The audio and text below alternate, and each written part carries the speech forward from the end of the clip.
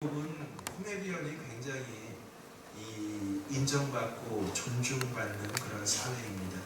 왜냐하면요, 시적절할 때 유머 한마디를 아주 심각한 상황이나 재미있는 상황은 물론이고요, 섞어서 한마디를 딱 쓰면 그것을 뭐라고 여기냐면요, 그냥 우스갯소리로 여기지 않고 그 사람의 능력이다라고 여깁니다. 그래서 이 대통령이 되고자 하면 이 유머가 없으면 안 됩니다.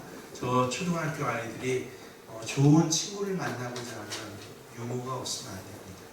그래서 이 유머를 전문적으로 구사하는 이 코미디언이 얼마나 인정받고 대우받는지 모릅니다. 심각한 시사 프로그램에 이 공영 채널의 사회자도 맡아서 대부분 단독으로 진행하는 것이 보면 놀랍게도 코미디언 출신의 이 유머가 많은 사람들이에요.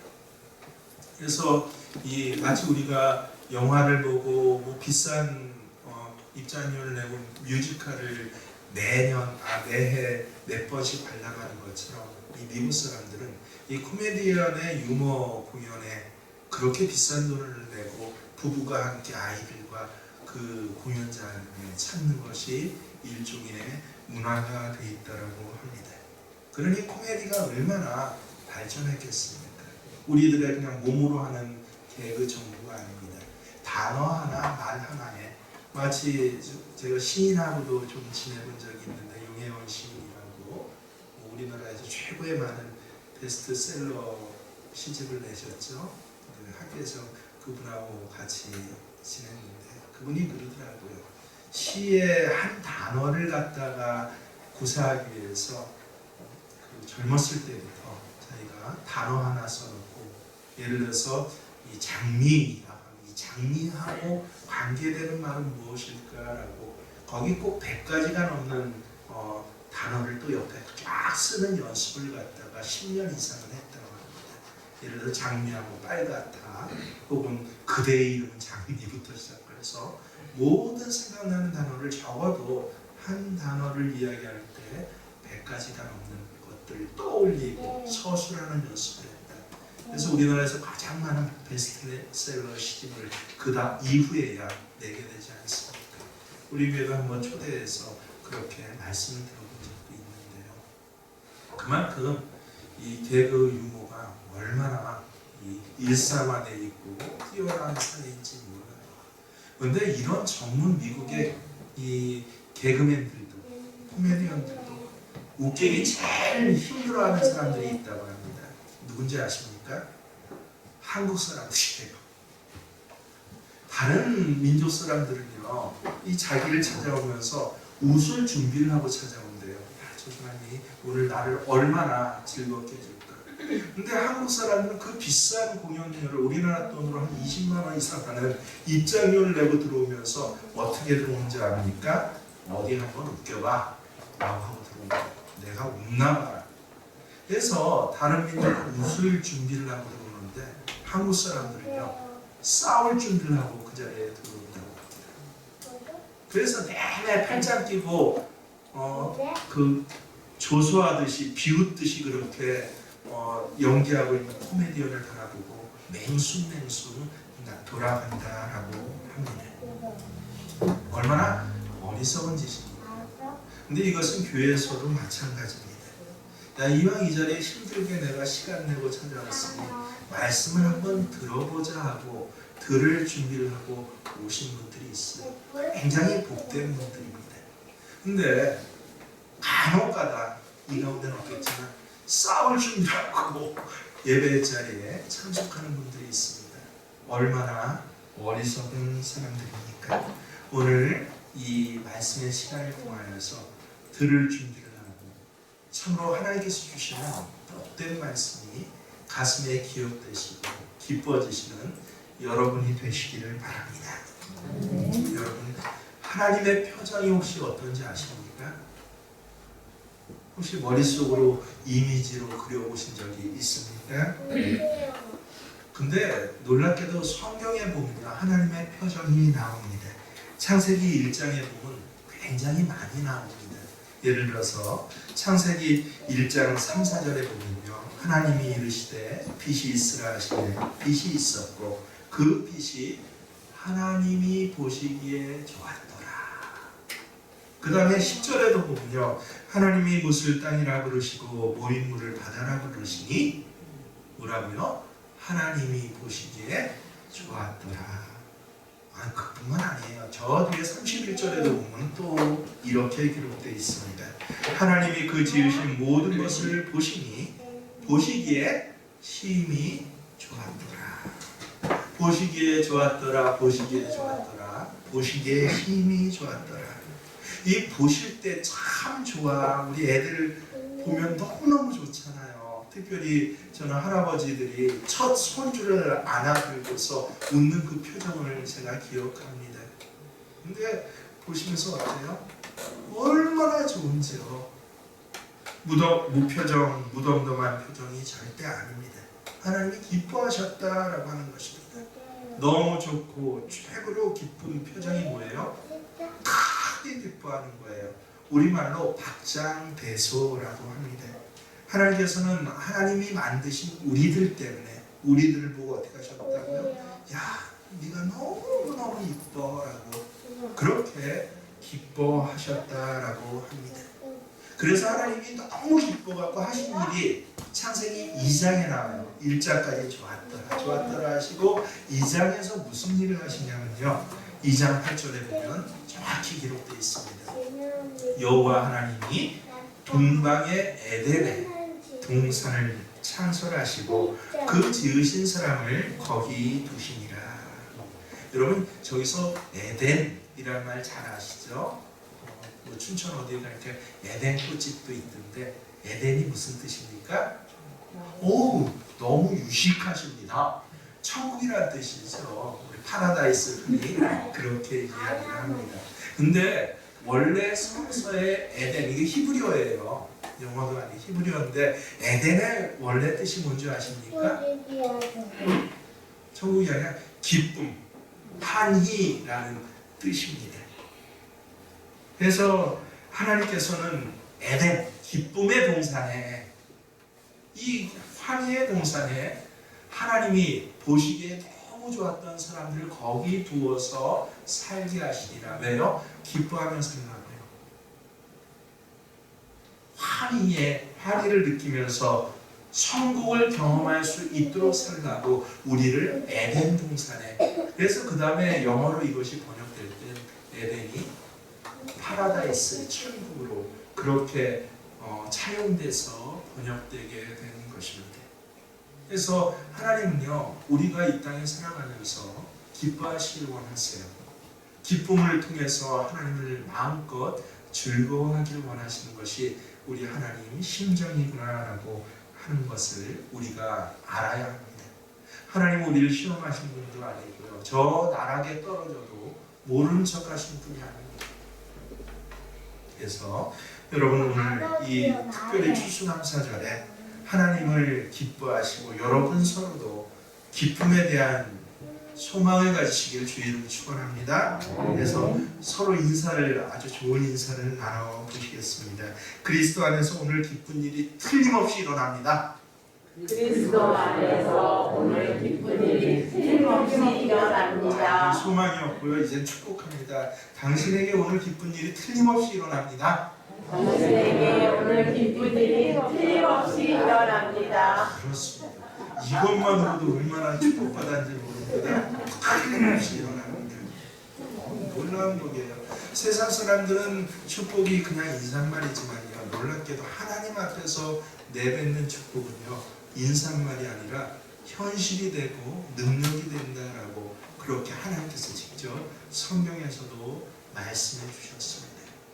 여러분 요새 세상에 기쁜 일보다, 웃을 일보다 울 일이 더 많고 슬픈 일이 더 많고 우리의 환경은 어렵고 힘든 일이 분명히 더 많을 것이에요.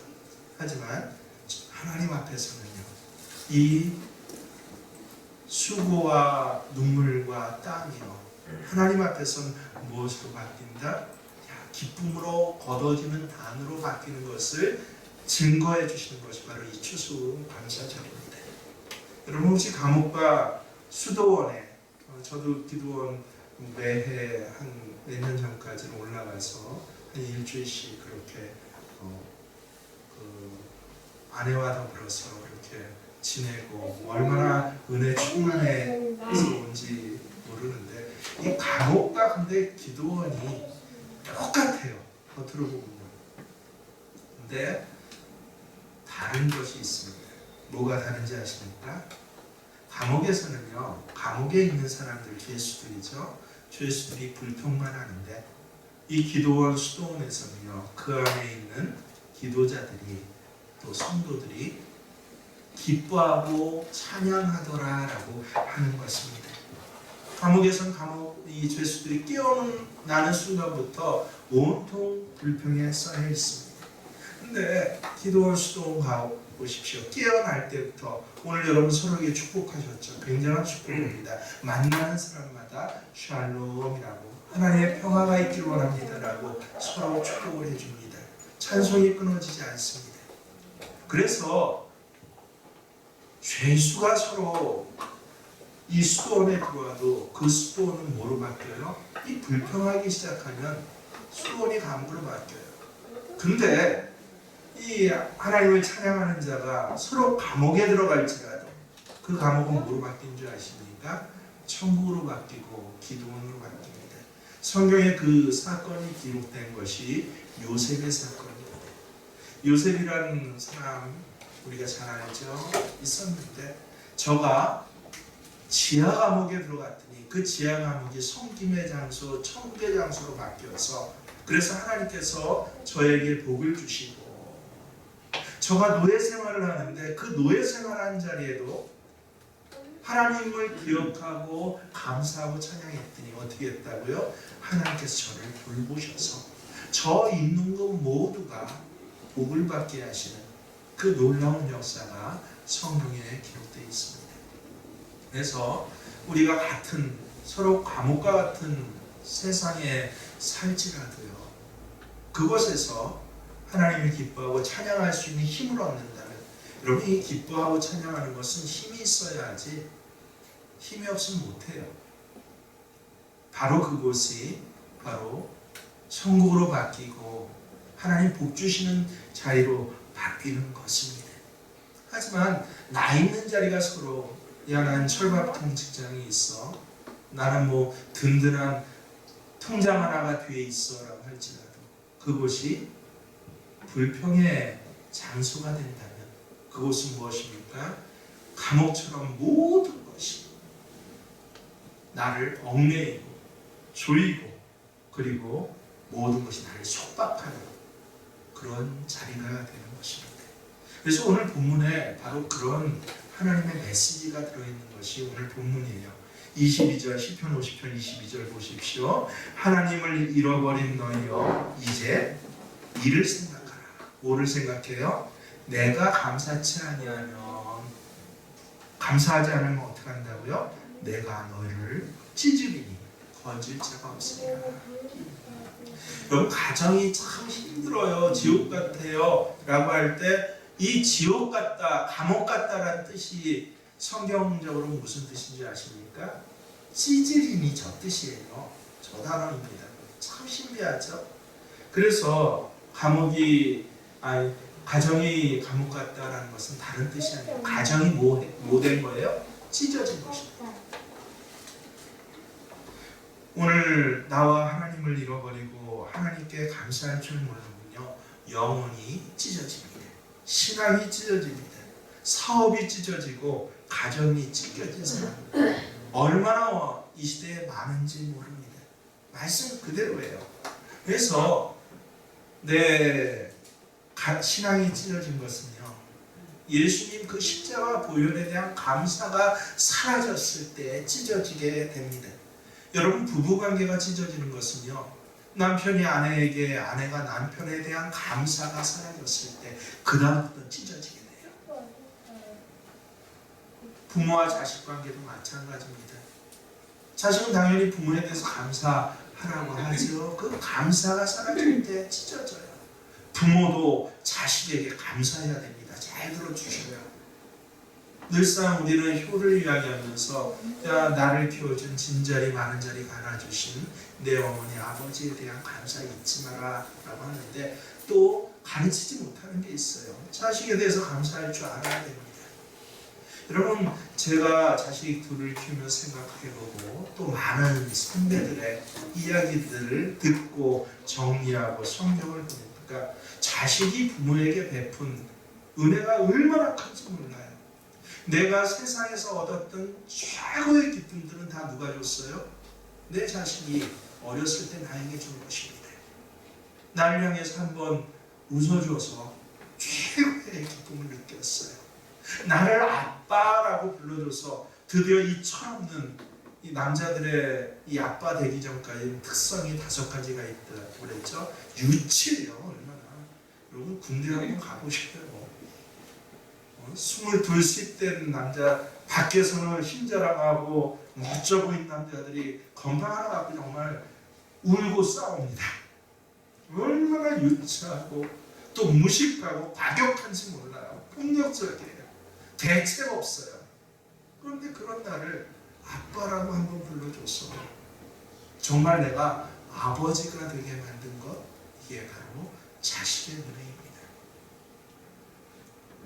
그래서 이 부모에 대한 감사가 없어질 때, 자식의 은혜에 대한 감사가 없어질 때, 그럴 때 부모 자식의 관계가 찢어지기 시작합니다.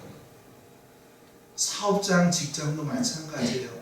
이 직장 처음 얻었을 때, 이 가게 문을 처음 열었을 때, 이 농가밭을 처음 기경했을 때, 그때 얼마나 기뻐하고 감사했나요? 그 감사가 삶의 터전에서 없어져요. 없어질 때 그 사업장, 직장이 찢어지기 시작하는 것입니다. 그래서 감사가 없으면 찢어지는구나. 무엇이라도 사람도 대상도 다 찢어지는구나 라고 하는 것을 왜 찢어져요? 내가 찢는 것이 아닙니다. 내가 너희를 찢으리니 하나님께서 찢으시는구나. 얼마나 정확한 말씀입니까? 혹시 나는 감사했는데도 근데도 찢겨진 삶을 살고 있습니다 라고 하시는 분 계십니까? 아니요. 그분은 감사가 뭔지 몰라서 그래요. 여러분, 우리말로 감사하면 감사 뭐예요? 무슨 감자였습니까? 무슨 감자예요? 느낄 감자. 한자를 잘못 사자를 살해할 사자예요. 그래서 국어사전 혹은 인터넷 사전을 찾아보시면 정확히 그 뜻이 뭐라고 나왔습니까? 고맙게 여기는 것. 이게 감사래요. 혹은 그런 마음가짐을 갖고 행동하는 것, 이게 감사라고 우리가 알고 있는 감사예요. 그런데 성경에 나오는 감사는 그 감사가 아니에요. 정확히 히브리어로 토다라고 합니다. 토다가 무슨 뜻입니까? 놀랍게도 내던지다라는 뜻이에요. 손을 펼치다라는 뜻입니다. 우리말 감사하고는 전혀 다른 것입니다. 하나님께서는 내가 내던지고 손을 펼칠 때 그걸 감사라고 쳐주시는 것이지 마음으로 느끼는 것, 이걸 감사라고 하시지 않는 것입니다. 내가 상대방에게, 하나님뿐만 아니라 내 아내에게, 내 남편에게 내 모든 것들을 내던질 때, 그럴 때 그것을 나는 헌신했어, 수고했어 라고 하는데 하나님 뭐라고 하셔요? 그거를 감사했어 라고. 그게 감사예요. 제 개인적인 관심이 있습니다.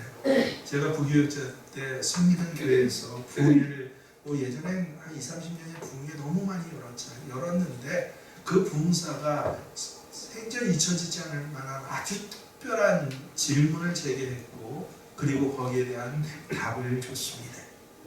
어떤 말씀인지는 모르겠어요. 어떤 말씀을 갖고 설교를 하면서 함께 늙어가는 아내를 보면서 내 눈에서 눈물이 나와야 그 아내가 내 마누라가 된다라고 그렇게 설교를 했습니다.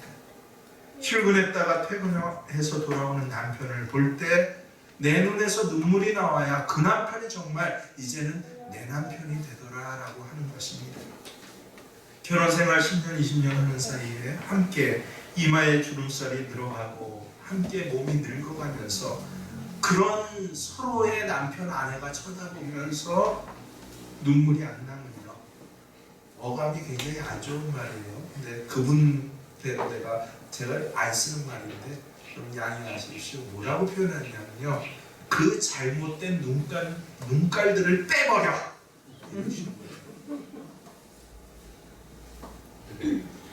그래서 저희가 그때 감동도 받고 충격도 받고 아내하고 그때 조금 갈등이 있었거든요. 그래서 부흥회 마치고 집에 가서 주무시는 아내님을 얼굴을 봤더니 그러고 나서 내 눈에 눈물이 나나 거울을 봤어요. 눈물이 안 나는 것이에요. 거실로 가서 하나님 앞에 정말 그렇게 기도했습니다. 하나님, 아내 얼굴을 봐도 눈물이 안 나면 눈깔 빼버리라고 하셨는데 이 눈깔 빼버려 주옵소서. 그리고 내 눈을 눈물 나는 눈으로 바꿔 주옵소서 라고 했더니요, 놀라운 일이 벌어집니다. 제 안에서 이 갈등 가운데 참 미운 모습, 그런 나를 실망케 하고 노하게 한 모습들은 어느새 사라져버리고요. 눈앞에 무엇이 보이냐면 결혼할 때 그 약속들이요. 참 어렵게 결혼했거든요. 제 아내가 저하고 결혼을 하고 아이들한테 비밀이었는데 이제 컸으니 어렸을 때 그냥 딸아이가 가출을 했어요. 집에서. 가출을 해서라도 이 사람하고 결혼해야겠다라고 할 정도로 그렇게 어렵게, 그것도 뭐 어려서 가게 됐나요? 30이 돼갖고 대학교 강의 나가고 강사를 하면서 세상에 집에서 가출을 했으니 이 아내가 나를 선택하기 위해서 얼마나 많은 것을 버리는 것입니까? 결혼하고서도 저는 여전히 대학원생이에요. 7년째 대학원을 다니고 있어요. 그래서 한 가정을 살리기 위해서 이 아내가 얼마나 힘들게 저 지방까지, 아니 서울에서 안성까지 학교 강의를 다녀야 했고요. 이른바 보따리 장사를 했는데 그 가운데에서도 한 번도 저에게 화내지 아니하고 실망치 아니하고 이렇게 내 앞에 있는데, 그래서 제 눈에서 드디어 눈물이 나고, 눈물이 나니 어때요? 이 안에 참 감사합니다라고 손을 붙잡을 수 있게 되었습니다. 그래서 깨달았어요. 히브리어에서 감사가 뭐라고요? 토다. 아, 감사는 그냥 마음으로 느끼는 게 아니라 뭐다? 내던지는 것이구나. 내 눈에서 눈물방울이라도 내던져야, 눈물방울이라도 흘러내려야 그게 정말 감사가 되는구나 라고 하는 것을 그때 깨달았습니다. 여러분은 어떠십니까? 우리 아내의 남편이지만 옆에 사람을 한번 보세요. 눈물방울이 보이십니까? 안 보이십니까? 한번 봐보십시오. 안 보여요. 보이시는 분은 축복이고요. 안 보이면 따라 해보십시오. 그 눈깔 빼버려. 시작. 그 눈깔 빼버려. 정말 그러구나. 그건 눈이 아니에요.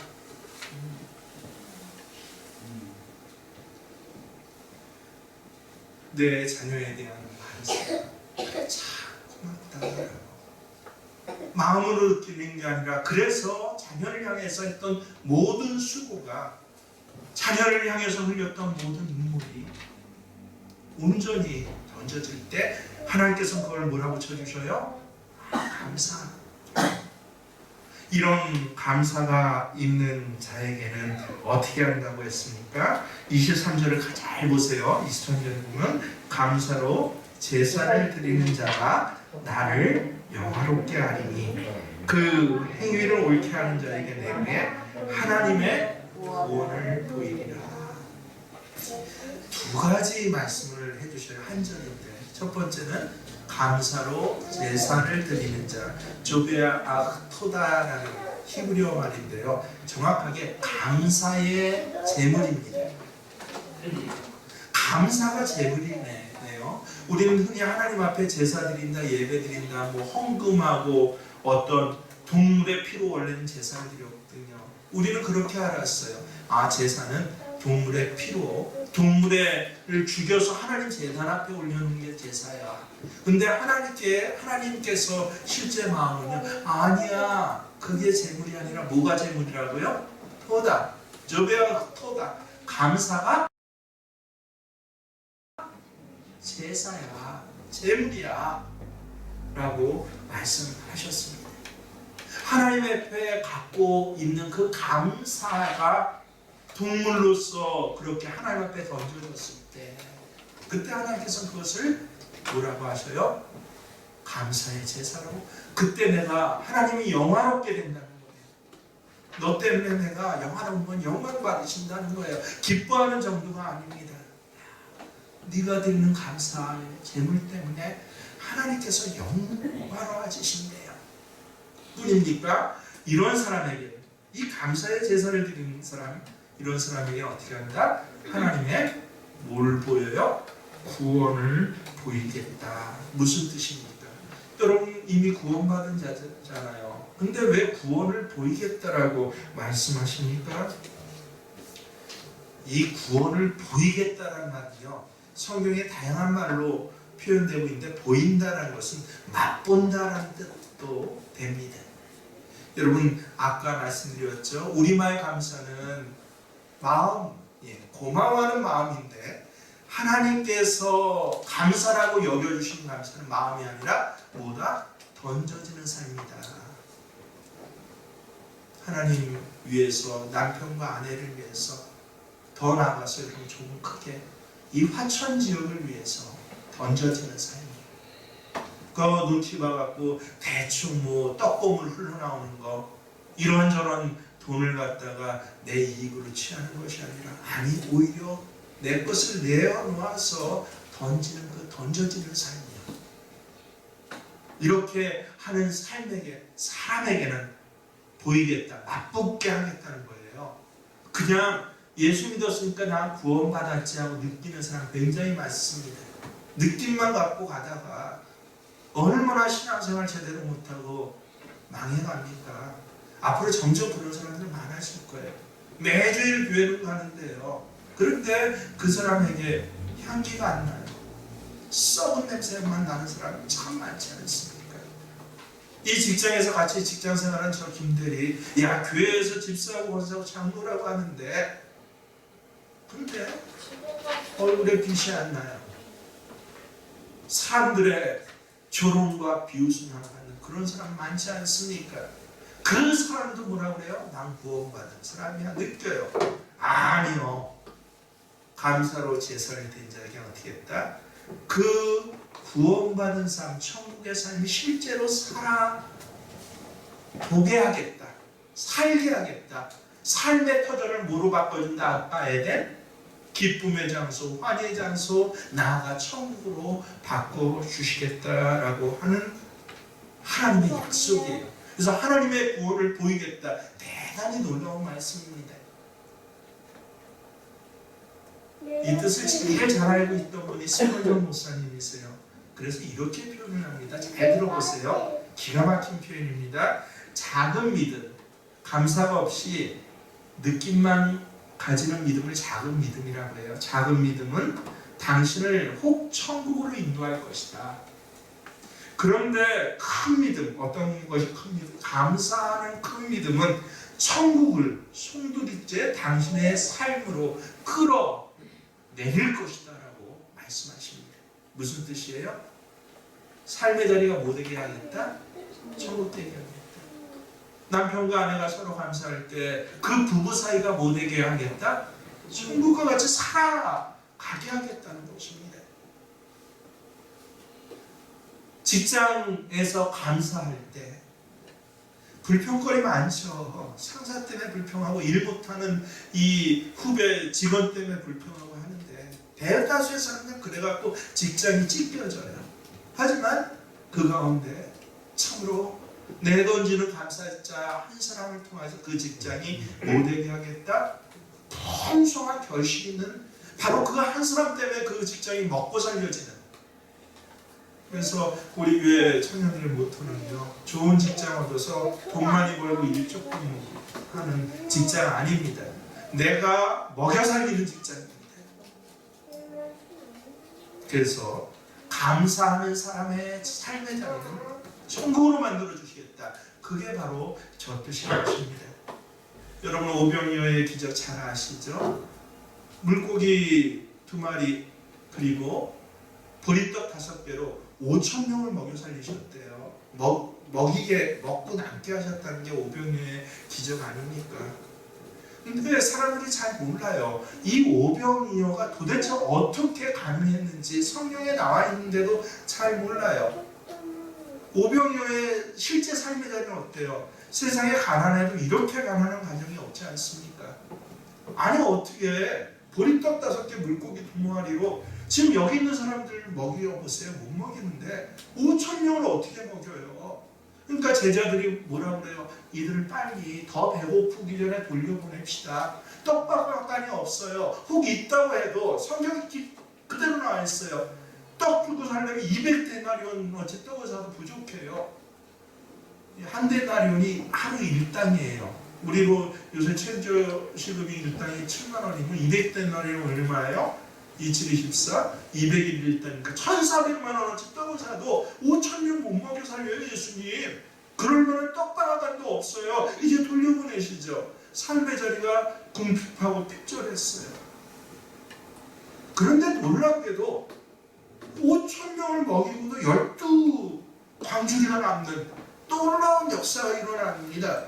어떻게 궁핍의 자리가 먹고도 남는 자리로 일어납니까? 한 자리에서? 중간이 있었어요. 사람들이 이 중간을 모르고 예수님이니까 기적을 일으키셨지 라고 합니다. 아니요. 성경에 정확히 나와 있습니다. 이 궁핍한 자리, 모자란 자리가 먹고도 남는 풍성한 자리, 감사한 자리로 그렇게 바뀐 이 중간에 딱 어떤 일이 있었냐면요. 예수님의 감사 기도가 있었습니다. 성경에 있는 그대로를 제가 읽어드릴게요. 뭐가 있었습니까? 17절부터 보면요, 이 상황 그대로가 이제 기록되어 있습니다. 제자들이 이르되 여기 우리에게 있는 것은 떡 5 물고기 2마리뿐입니다. 모자라고 부족해요.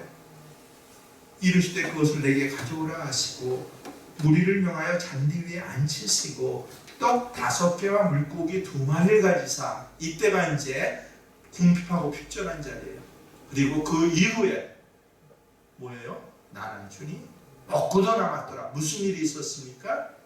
예수님이 그 모자라는 것을 갖고 축사하시고, 이게 우리말로는 좀 예수님의 감사니까 야 이건 특별한 감사라 축사라는 아주 고급스러운 단어를 해석을 했는데, 감사하시고 그 궁핍한 것을 가지고 감사하셨더니, 감사하고 나서 제자들에게 나눠줘라 했더니 그 다음에 어떤 일이 일어났다고요? 20절부터 보면 다 배불리 먹고 남은 조각을 12바구니에 차게 거두었으며 먹은 사람은 여자와 어린이 외에 5,000명이나 되었더라. 그렇습니다. 감사만 해도 하나님께서는 아까 뭐 해야겠다? 내가 영광을 받아주신대요. 그리고 하나님께서는 우리를 옳다라고 인정해 주신대요. 하나님의 구원을 보여주셔서 그래서 내 삶의 자리, 궁핍한 자리, 모자란 자리가 내가 정말 하나님 앞에 감사할 때는 축복의 자리로, 천국의 자리로 바뀌게 해주신답니다. 문제거리 많은 이 5,000명에 먹여야 하는 이 상황 속에서도 예수님의 감사는 무엇을 만드셨어요? 먹고도 남음이 있었더라. 사랑하는 여러분, 오늘 우리는 추수감사주일 예배를 드리고 있습니다. 그래서 왜 추수감사주일이에요? 이건 특별히 많이 전 아니에요. 원래 기독교 역사에 있어서 청교도 역사에 나온 장면입니다. 너무 배고픈데 너무 어려워서 굶어 죽는 사람이 계속 생겨났는데 메이플라워 타워 청소년으로 왔을 때 겨울을 지나면서 얼마나 많은 심지어 아이들이 죽고 주변의 사람들이 배고파 죽었어요. 얼어 죽었어요. 그런데 그 가운데서도 처음 난 결실을 가지고 하나님 앞에 감사드렸을 때 하나님께서는 그 배고픈 거짓대라고 불렸던 그 사람들을 오늘날 전 세계를 운영하는, 경영하는 미국의 조상으로 세워주셨습니다. 그게 바로 추수감사절이에요. 그래서 감사할 수 있는 건 뭐다? 능력이라고 그랬죠. 아까 코미디언이 웃길 수 있는 건 능력이듯이 감사할 수 있는 것은 복입니다. 능력입니다. 그래서 감사를 한다는 것은 축복받는 연습을 하는 거예요. 반대로 불평하는 것은요, 망하는 연습하는 사람입니다. 여러분 가정에서 망하는 연습하는 사람입니까? 축복받는 연습하는 사람입니까? 삶의 터전에서 망해가는 사람입니까? 복 받아가는 사람입니까? 감사하셔서 이 복을 받으시는 오늘 이후로 그래서 망하는 연습하지 마세요. 감사하셔서 이 축복 받으시는 저와 여러분 되시길 바랍니다. 아멘. 오늘 말씀 내 고백입니다 하는 소리 감사 찬양 함께 하십니다. 찬송가의 가사를 잘 보면서 그렇습니다 하고 그렇게 따라서 함께 마음으로도 열린 마음으로 불러보시기 바랍니다.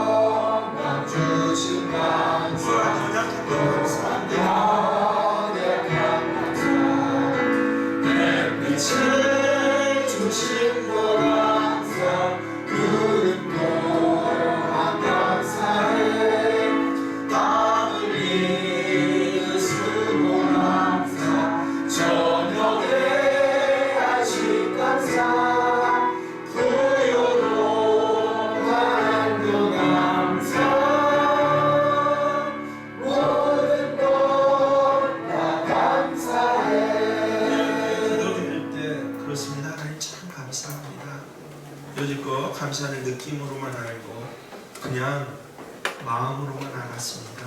하지만 하나님의 감사는 보다의 감사, 내 눈에서 흘려지는 눈물이 감사라고 하시고 또 내 삶의 터전에서 애쓰고 수고했던 그 모든 수고가 감사라고 하심을 나 이제 알았습니다.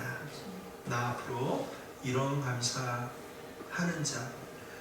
그래서 하나님의 보여주시는 구원을 받는 자 되기를 원합니다 하시는 분들 가슴에 손을 얹고 저와 함께 기도해 주시겠습니다. 나 이런 감사자 되기를 원합니다. 그래서 하나님 주시는 구원, 천국의 삶을 나 살기를 원합니다 라고 하시는 분들 손에 가슴에 손을 얹으십시오. 이 감사 복을 받기를 원합니다. 내 가정에서 내 남편과 아내와 또 내 아이가 부모에게 감사하고 자식에게 감사하는 이 감사의 복을 나 받기를 원합니다.